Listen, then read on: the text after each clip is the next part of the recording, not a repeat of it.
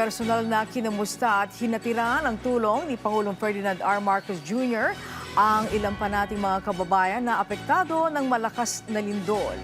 Ngayong umaga ay nagpunta ang Pangulo sa Glan Sarangani na isa sa pinaka-napuruhan ng lindol.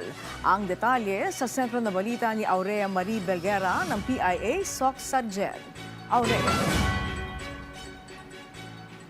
Yes, Angelique, personal na binisita at ininspeksyon ni Pangulong Ferdinand R. Marcos Jr.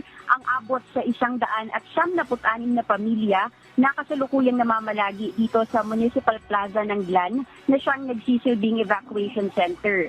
Ngayong araw ay namahagi naman ng abot sa 453 na AX ang ating Department of Social Welfare and Development.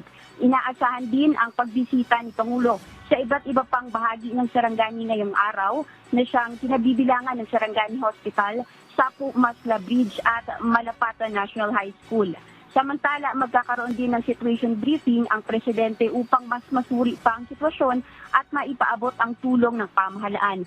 Ang bayan ng Glan ang isa sa pinaka-naapektuhan ng lindol na yumanig sa Sorsogon Region noong June 8. Nagbigay din ng tseke ang ating Presidente sa ilalim ng Social Civic Projects Fund na nagkakahalaga ng 20 million pesos kay Glan Municipal Mayor Victor James Yap Sr. Mula dito sa Glan Sarangani Province para sa Integrated State Media, Aurea Marie Belguera ng Philippine Information Agency, SOC Sargent.